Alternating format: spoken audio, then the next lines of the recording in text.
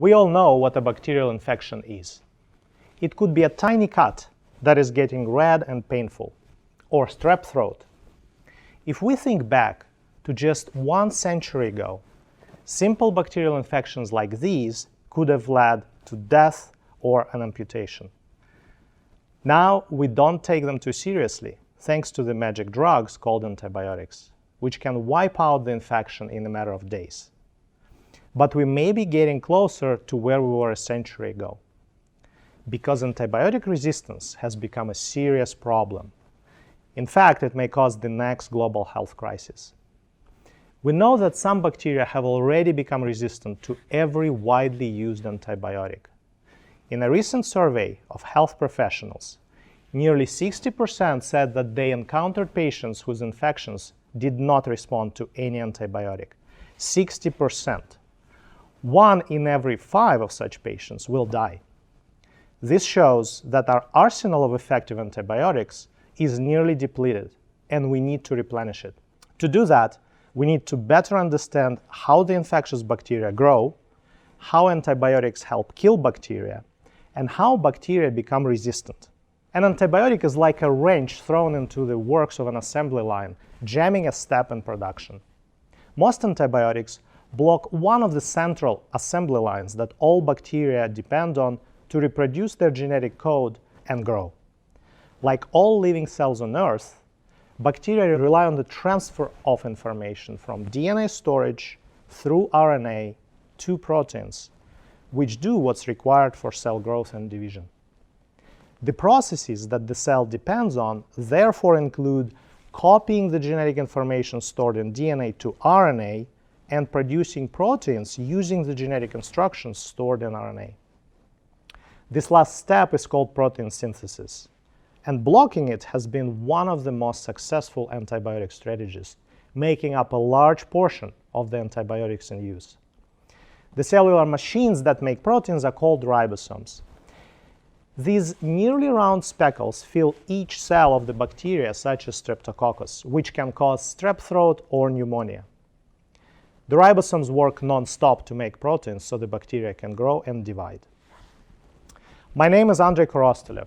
My laboratory at the RNA Therapeutics Institute at UMass Medical School studies the ribosome. We use high-resolution electron microscopy called cryo-EM and other methods of structural biology to understand how the ribosomes read the genetic code stored in RNA and builds proteins. In recent years, the cryo-EM technology has transformed from being a black and white, grainy photography to a high-definition movie camera.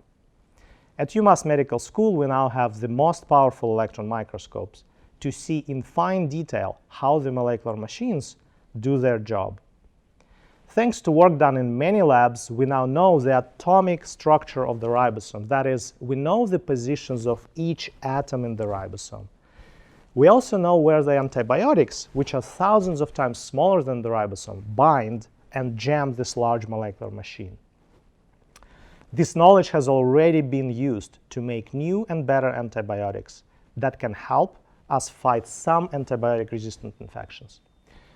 But we are far from having a complete picture of how bacterial cells work. As it turns out, stalling ribosomes are an alarm signal that lets bacteria know that they are under stress. That is, when they don't have enough nutrients or when bacteria are attacked by antibiotics or by our immune system. Stalled ribosomes report back to the RNA-making machinery, which makes adjustments and switches to assembling the genes that are needed to survive the stress. The bacteria grow slower, reducing their protein production and overall workload, and they keep making adjustments through the selection of the most successful cells until they find a way to expel or decompose the antibiotic so it becomes inefficient. This is how they develop antibiotic resistance. As scientists, we live in an exciting time. Cryo-EM and other technologies help us to learn more about the secret lives of the molecules than ever before.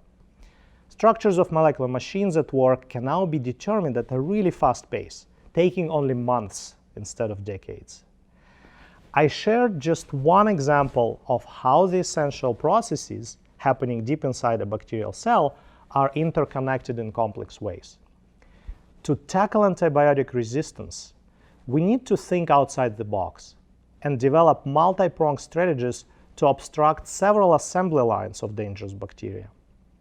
In our lab, we're capturing very detailed snapshots of the ribosome and its partners to better understand the interactions that are critical for bacteria to respond to stress and develop antibiotic resistance. What we are looking to reveal are the weakest links in the molecular crosstalks. If we can see those weak links and understand them, then we might just learn how to target those weak spots, like the crosstalk between the ribosome and the RNA-making machinery, with new molecules. This is what we do to help expand the arsenal of effective antibiotics by learning more about bacterial cells and be better prepared to fight future antibiotic-resistant infections.